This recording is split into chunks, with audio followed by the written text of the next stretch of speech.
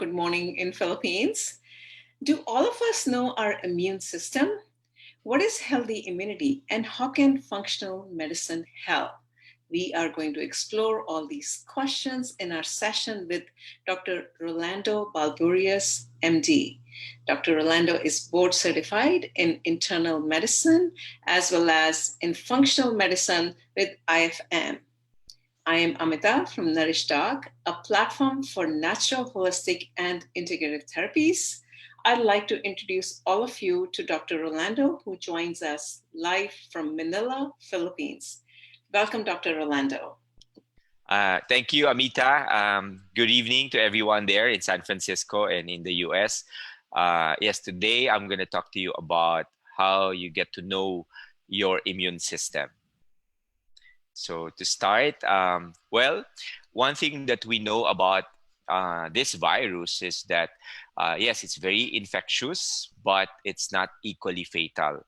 So the regulation of one's immune system is very important because our immune system need not to be just strong. It also needs to be very intelligent. It needs to recognize when it should attack and when it should stop attacking, so that what happens to people who actually died from the coronavirus, their immune system went into sort of like an auto-inflammatory response. So today I will talk to you about the immune system. Is a healthy immunity something that we cannot modify? Is it something that those people who died from the coronavirus were really just have no luck? And but no, the answer there is no. Yes, we can modify, we can boost, we can strengthen our immune system.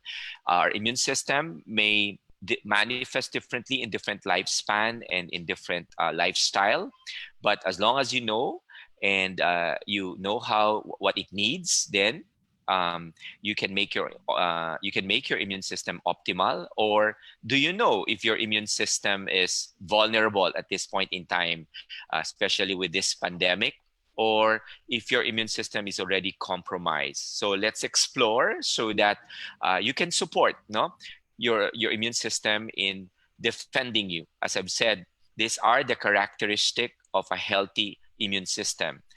It should be able to detect and defend you when an invader is able to enter our system.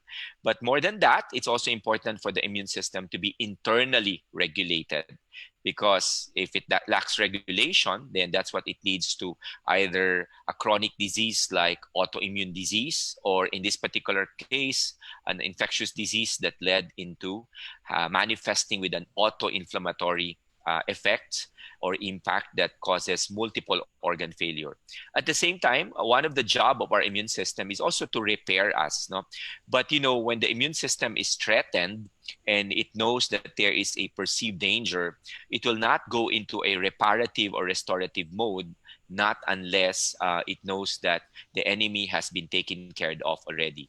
At the same time, for the immune system to be able to repair and repair us and recover from any diseases, whether it be infectious or non-infectious diseases, you need to be able to provide all its necessary substrates like micronutrients and macronutrients in order to repair us. And also, a healthy immune system needs to have tolerance. It needs to know, because many things will enter our body, viruses, pollution, any type of pollutions or any type of toxins. But if our immune system knows what is really something that will create a danger to us, then sometimes it may just tolerate some substances. But if you're suffering from conditions like asthma, like allergic rhinitis, sinusitis, or recurring urinary tract infection, oftentimes these are the signs or conditions that your immune system lacks tolerance. Or in other words, if you lack those 4 characteristics of the immune system, then your immune system is in a dysregulated mode. Because we know that our immune system has 2 parts, the innate immune system and the adaptive immune system. The innate immune system is what is critical for this time during the pandemic, because if it's strong enough to take care of the coronavirus, you're going to become those people who manifest with mild symptoms, and yet after a few days they recover from the flu-like symptoms. Or maybe if indeed your innate immune system is really very strong, then you are those what we call asymptomatic carriers. No, but if your innate immune system is strong, it need not to activate the adaptive immune system, because once it gets into the adaptive activation of the adaptive immune system, this is where, as if our immune system have declared war against that invader. And the problem with this particular virus is that it has displayed some deceptive ability, no, to circumvent or bypass or to make the innate immune system respond late. Of course, any defender, just like our military, its timing is very crucial. So oftentimes, this is how and why this virus became a pandemic, right? So next slide, please. So our immune system, as mentioned, 70% of our immune system is in our gut, particularly behind the wall of the small intestines. But there are some outposts, just like any military army. There are some outposts wherein our immune system is also present. Like it's present in your nose, in your lungs, in your urinary tract, and the vaginal tract of the woman.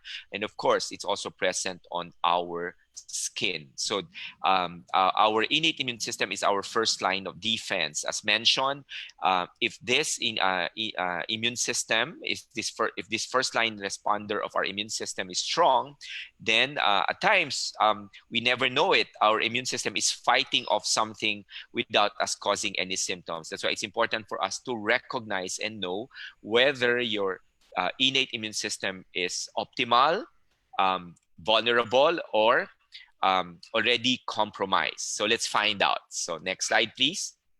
So tip number one, as mentioned, get to know your immune system. If you are someone with all of these conditions, now recurring allergies, recurring infections, or if you have chronic skin conditions like eczema, psoriasis, atopic dermatitis, or skin asthma, or how many times in a year do you catch colds? And when you catch a cold, does it last longer that to the point that you even have to really consult a doctor and you're given antibiotics? No, it doesn't resolve with just a few days of resting and a lot of fluids. So if you're that type of person, then most likely your immune system is compromised or you are in a vulnerable position.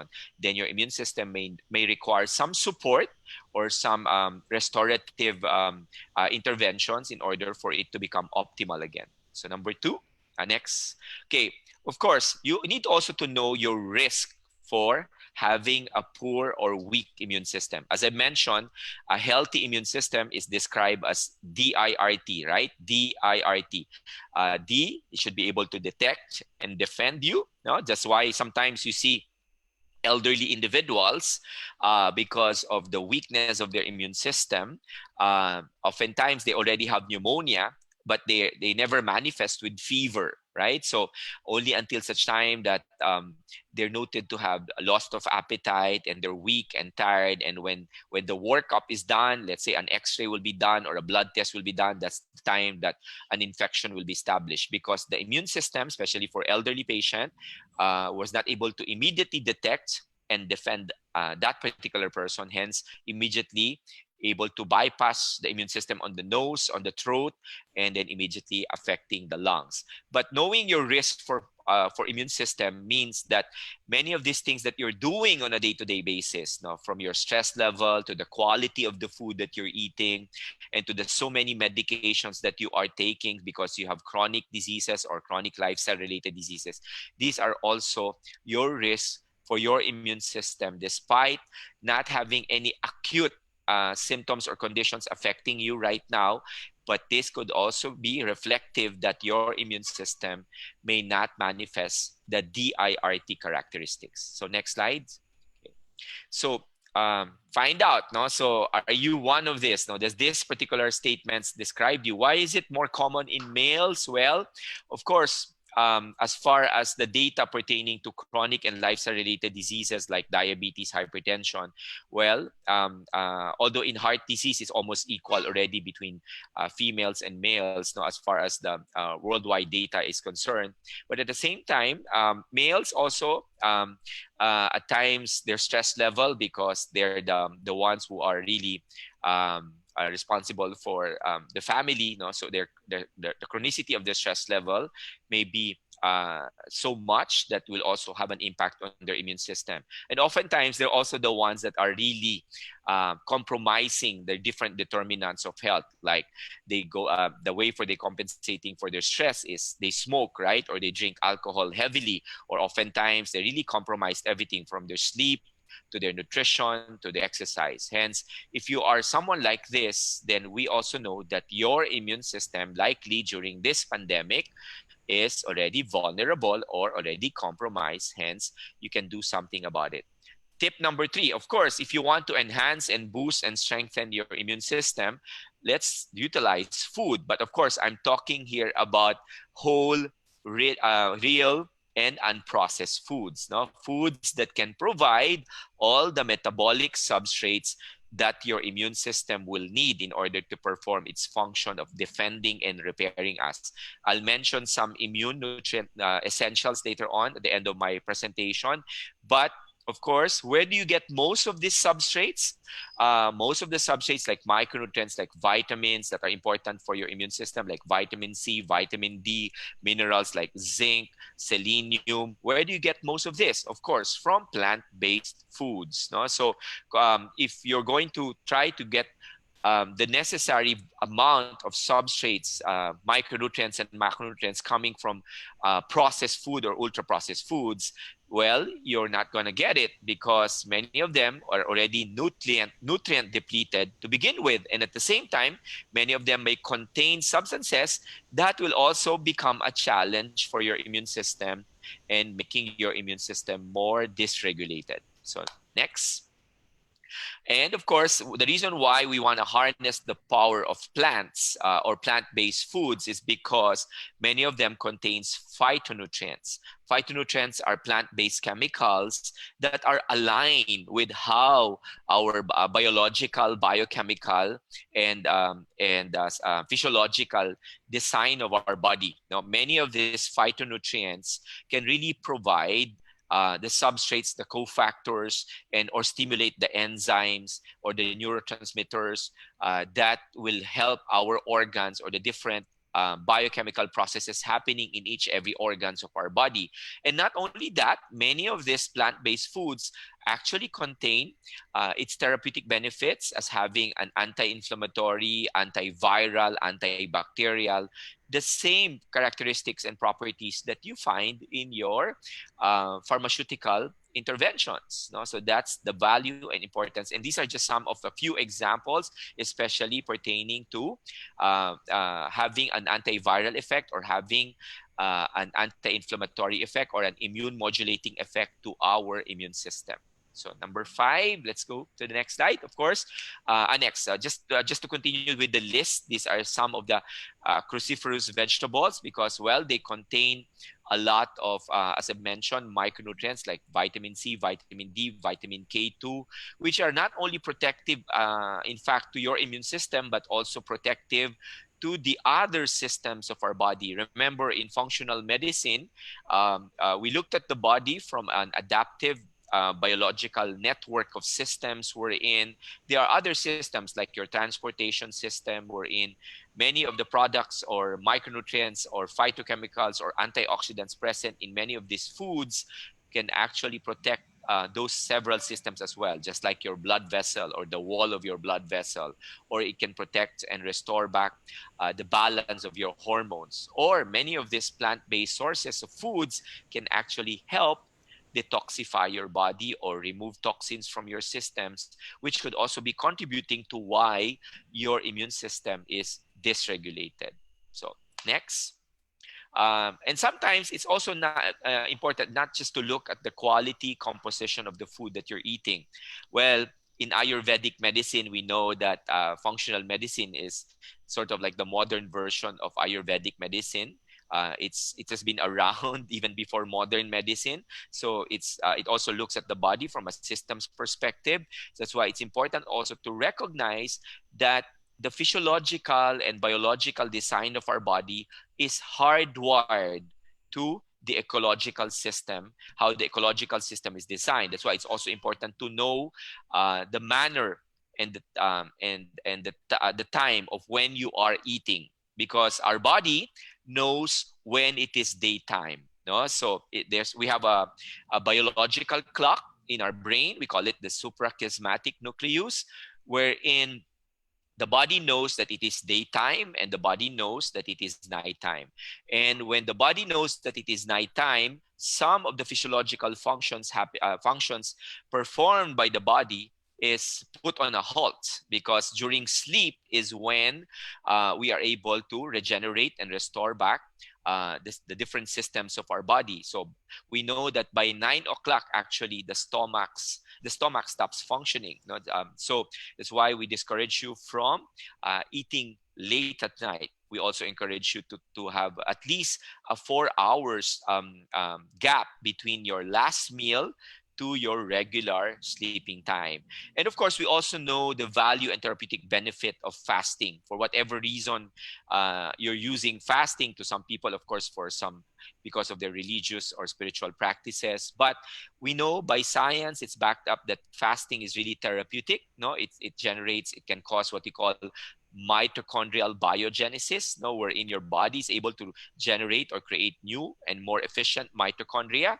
That's why it can translate and lead to more efficient energy metabolism. These are some of the few ways to implement a fasting state, but there's a disclaimer there. Of course, if you're suffering from many lifestyle chronic diseases and you're taking several medications as well, so it's important for you to consult first your doctor. It's good if you're able to consult a functional or an integrative medicine doctor or a naturopathic doctor, because they're more knowledgeable and trained about how to utilize fasting as part of your healing interventions. Next slide, please. So key takeaways, as I've said, spacing your meals to create a 12-hour fasting window between dinner and breakfast, or at least also the last meal for the day and your first meal the following day. There should be at least a 12 or more than 12 hours gap in between that. No, but if you're the type of person who's eating almost every hour or every 2 hours, and because you're hungry, you will tell the doctors that because I'm hungry, that's why I'm eating. Well, it's time to look at the quality or the nutrient density of the food that you're eating, because if the food that you're eating is really nutrient dense, you're not supposed to go hungry at least even after 4 hours or 6 hours. Okay, so well, one type of fasting, the fasting mimicking diet, these are the ones I recommend for those patients who are really having or struggles with eating issues. No, but that's one easy way that will make a big difference already on and providing some rest to your system. No, because our body, as I mentioned, is like a machine, right? So very important for us, as I've said, to provide rest to your system. Okay, next. Tip number 6, of course, not only food, not only the pattern of our sleep and the pattern of our eating, the composition of our food, but even sleep. As I mentioned, that's why there is a required amount of sleep. We're told that 8 hours of sleep, because as I mentioned, the way our body was designed, we're supposed to be asleep by 11 p.m. because by 2 a.m., which is supposed to be the deepest part of our sleep, this is the time that most of the organs or the organ systems of our body are regenerating, except for the liver and the skin. Okay, so because if we're able to achieve that particular depthness of sleep, then our body is able to produce all the metabolic substrates that it needs in order to protect us again for the following day. Substrates such as hormones or all the immune cells are produced between 12 midnight up to 6 a.m. Substrates that are needed for the health of your blood vessels are actually produced from 6 a.m. to 12 noon. No? So that's why it's very important for us to harness how our body or the biological design of our body by providing it some form of therapeutic sleep. No? So it's not true also that as you grow old, you require less and less sleep. That is not true. No? So even if you're 70 years old, you're supposed to at least be getting 7 to 8 hours of uninterrupted sleep. Of course, for children, it should be higher, between 10 to 12 hours, no? Because as I mentioned, this is how our different systems able to regenerate in order to protect us on a day-to-day basis. Okay, so next slide. Okay, of course, there's also a way for you to be able to stimulate and tap in or activate, no, how your immune system can manifest that particular characteristics of DIRT, having internal regulation, having the ability to repair and restore your body when you recover from diseases, and to have that particular tolerance. No? So, and this is where we get the benefit from having the appropriate exercise for you, because even with exercise, it needs to be personalized. That's why doctors in functional medicine, we are trained to provide exercise prescription. No, you're not just supposed to follow what your friends or your neighbors are doing, or if the trend is everyone is into high intensity interval exercise, you need to find out whether what type of exercise your body is suitable to have, no, so that it can help restore back the balance of the system, because there are different types: balance exercises, cardio exercises, resistance exercises. And not only the type of exercise, but also the timing and the frequency and the intensity of exercise. Because, exercise done strenuously can actually damage the gut wall that protects the 70% of your immune system. That's why it's very important to customize and personalize as well the exercise regimen that you are doing based on what your system needs. Next. Okay, of course. So we're done with physical. Now let's go to mental. No, so stress is part of our life. No, mental stress, emotional stress, psychological stress, or even physiological stress emanating from our own body system. That's okay as long as we know that there are two types of stress: negative stress, positive stressors. But if it's just balance and not predominantly what we're going through is all negative stressors, but in this time of the pandemic, it's understandable. But it's important for us to know that stress can only be harmful to us if it becomes chronic. But if we're able to provide restorative and reparative activities for our body to put us in a relaxation response, or in order to activate the parasympathetic system, then stress will not cause much problem to our system, most especially to our immune system. But chronic stress will not only impact on your immune system, because chronic stress will dampen the production of the natural killer cells, the army of cells that our innate immune system utilizes in order to defend us immediately. But at the same time, chronic stress will impact on the quality and the quantity and the duration and depthness of your sleep. Because when your cortisol is persistently elevated, even late at night, we know that cortisol follows a circadian pattern wherein by 10 p.m., it's almost supposedly at a zero level in our system. But if your cortisol level brought about by the chronicity of your stress is persistently elevated, that will definitely impact your sleep. No, you might even suffer from a sleep-wake cycle dysfunction.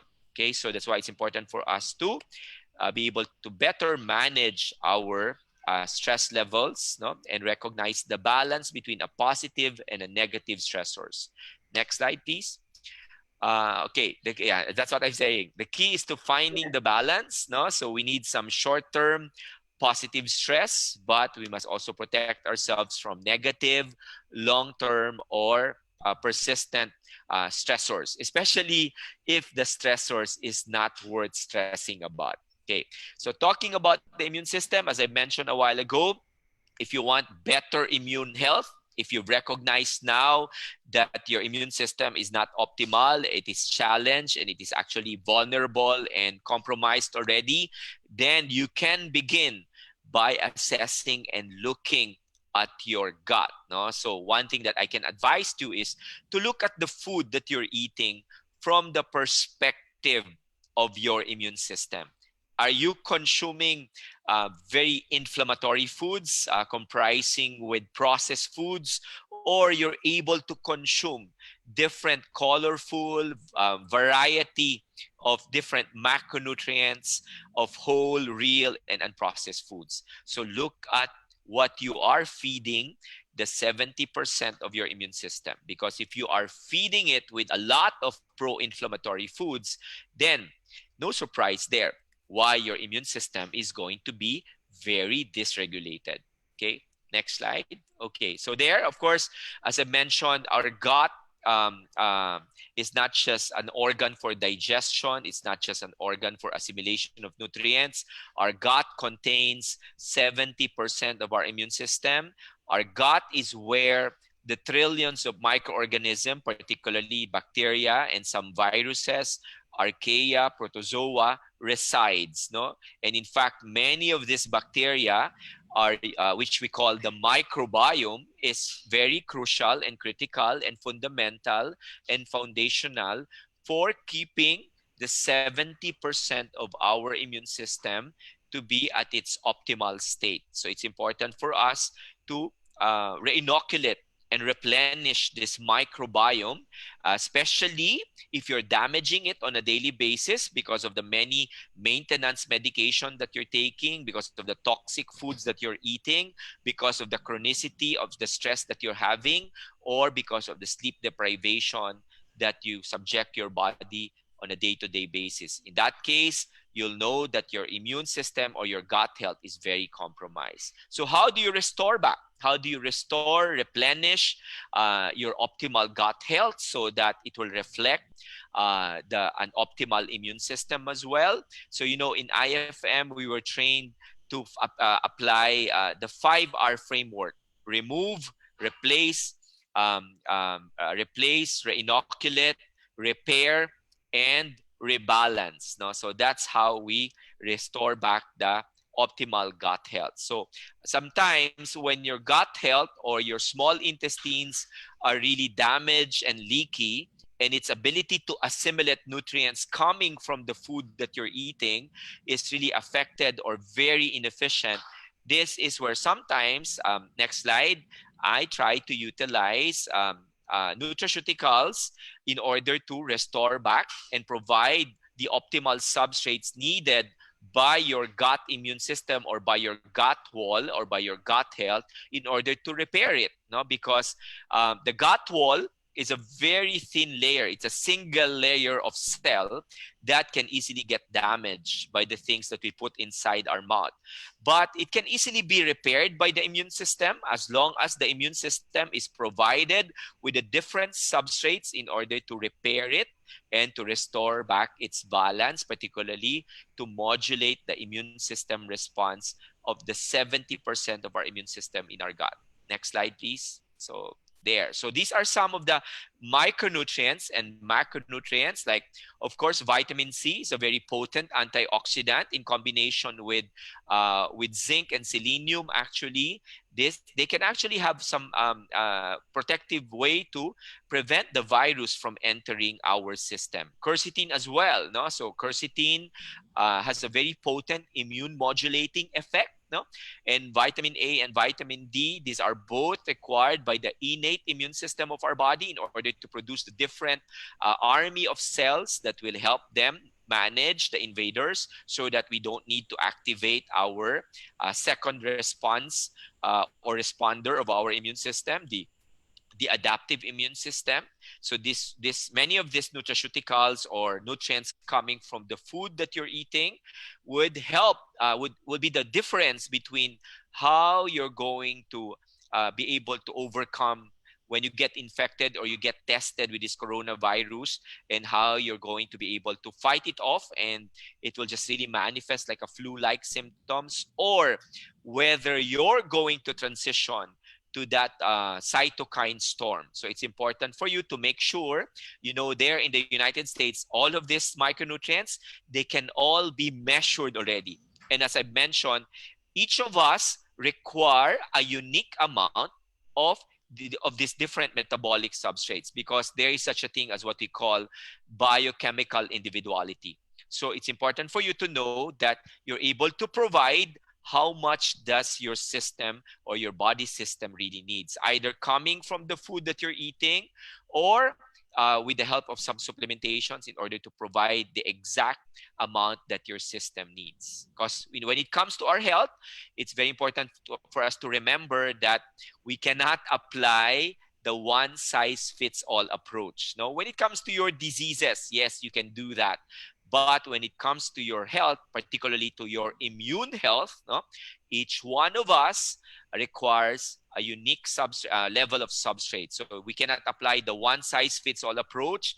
We need to apply the one size fits one approach. So if you know your immune system, ladies and gentlemen, then you'll be able to optimize or make your own body as your own PPEs, right? So if you can optimize your body system, particularly your immune system, then you need not to really be afraid. You just have to make sure you can make sure that your own body is your own PPE, or your own protective personal equipment, because your immune system can handle any viruses, can handle any bacteria. Okay, that's what differentiates the immune system from any vaccine, because every vaccine that is developed by man is designed only to take care of one organism, right? So that's why we have to be given so many vaccines. But there is one system in your body who's responsible to why, despite the fact that there are so many people who died from this coronavirus, there are also so many people who recovered from this coronavirus. That's why I do not want to just talk about the virus, the coronavirus. I really want to emphasize and give credit to our immune system, because the immune system is the one responsible why worldwide, no, more than 80%, or I think almost 90% of those people who got infected by the virus recovers or even able to fight off this particular coronavirus infection. Okay, so I think that's my last slide. So I hope you learned something, and I hope now you get to recognize where is the level, or what is the measure of health of your immune system. Are you having an optimal immune system, or do you have a vulnerable immune system, or you already have a compromised immune system? Thank you. That's excellent. We are open for questions. I see people in Zoom. So if you want to ask questions from Dr. Rolando, you can put it in the chat window. This is excellent what you said. I just had one comment. You said that people who are taking medication, they might have a weak immune system. So let's say someone walks into your office who have been taking medication on, I don't know, diabetes or blood pressure. So how would you? I mean, you have to wean them off the medication. How would you start that process? Well, I never meddle with how the conventional doctors are managing them, but I orient and educate the patient that many of those medications that they are taking are actually in itself drug muggers. They will be depleted of the different nutrients that their system needs. In fact, many of the cardiovascular drugs that are given to patients who are manifesting with polypharmacy or into polypharmacy, they're depleted with zinc, they're depleted with specific antioxidants like ubiquinol or CoQ10, they're depleted with magnesium, they're depleted with vitamin D. No? So oftentimes, I never definitely just meddle and discontinue and tell my patients to stop their maintenance medication. I first begin with that. And of course, especially if I see that their nutrition is really compromised and they're not able to provide all the specific micronutrients and macronutrients that their system needs, hence their hypertension is really uncontrolled, or they're manifesting with what we call resistant hypertension, because they're already on 3 kinds of medications, and yet their blood pressure remains to be uncontrolled, and yet the complications accompanying long-standing hypertension is still happening to them. And then that is most likely because they are severely micronutrient and macronutrient depleted. So that's where I first begin with their nutrition, no? And oftentimes, depending on the compliance of the patient, if the patient is really an active partner, and they're able to really implement the food plan that you give to them, you'll notice that, or the patients notices it themselves. No, I've had cases wherein the patients are the one personally discontinuing their medications, because they will tell me when they follow up that, but doctor, every time I take it, I notice my blood pressure is already below 100 over 70. It's because when you're able to provide the micronutrients that is important for a healthy blood vessel, then the reflection or the manifestation of an unhealthy blood vessel, which is an elevated blood pressure, the food now provides the synergistic effect, that is the same effect how their drug was designed. And with that, when my patient comes back to me that way, I'll tell them, oh, please don't do that. Please go back to your cardiologist and tell him or show him your current weight, show him your blood pressure monitoring, and the doctors are the ones who's discontinuing their medications. That's how I do it in my practice. Sure, sure. Any questions from people who are watching? You're welcome to ask questions. I'm just uh, clarifying a few things. So the other thing is, like, let's say, what kind of test would you run on someone? Would you run like some kind of a blood test on, just to Mhm. see if their immune system is weak, or some kind of a stool test? I mean, the whole bunch of tests that you run, and that to see, if someone is. Well, Amita, we are a third world country, so learning everything from IFM from the United States, I had to adjust and modify how I apply functional medicine in our country. Sure. My clients or my patients in here can be the super rich, no? So, but at the same time, I have patients who are ordinary, regular people that who cannot even afford to buy supplements, or definitely will not be able to afford the functional test that I do to my rich patients. So, but this is where the value of what I learned from IFM. We were given a toolkit. We're given a lot of questionnaires. We're in. That's how I do it. No, and in IFM we were also trained to do a nutrition focused physical examination. So that's how I do it as well. No, by looking at the nails of my patient, the tongue, the gums, the scalp, the skin. So if my patients have no financial capability to do the test that I require, then that's what I do. I utilize a lot of survey questionnaires provided to us by the institute, or I do a nutrition focused physical examination. And from there alone, I get to determine what are the micronutrients, vitamins or minerals, or macronutrients that this particular patient of mine is severely deficient.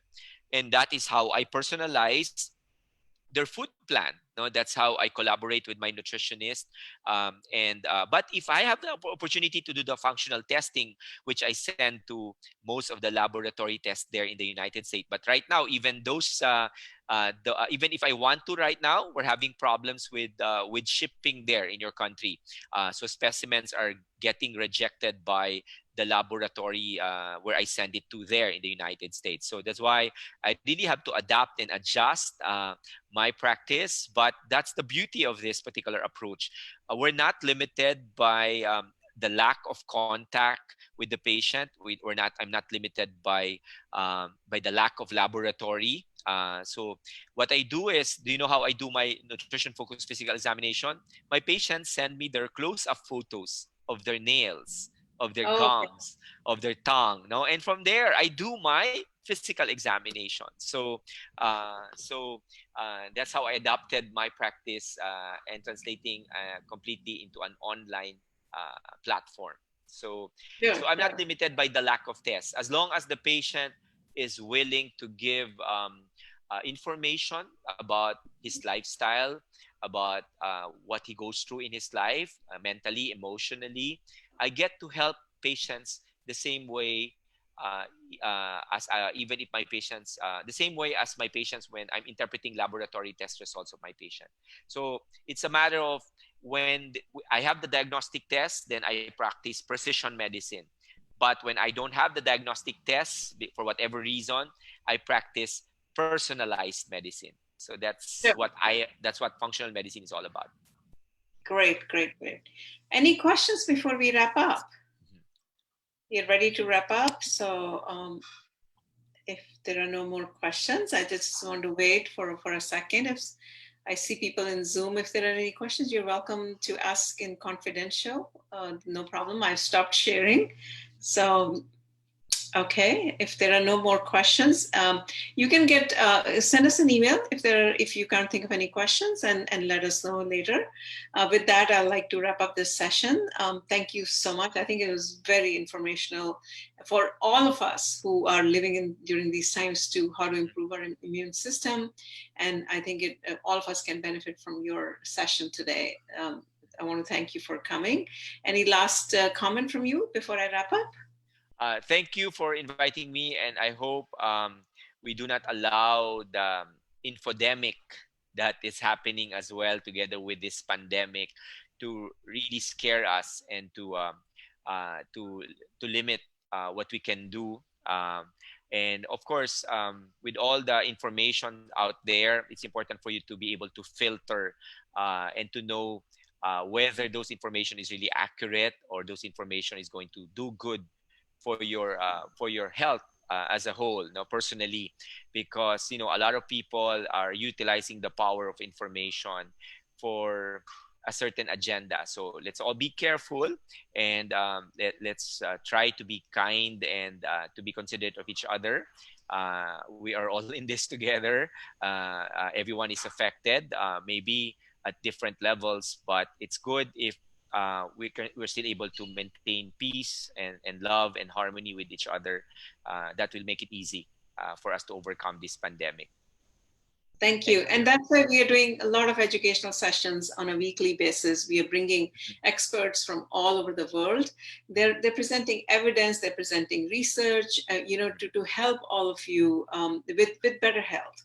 With Yep. that, I'd like to wrap up this session. Thank you so much. Have a great evening. And Yes. please share our sessions if you like them. With Yes. that, thank Thank you. you, Amita. Bye-bye. Thank you,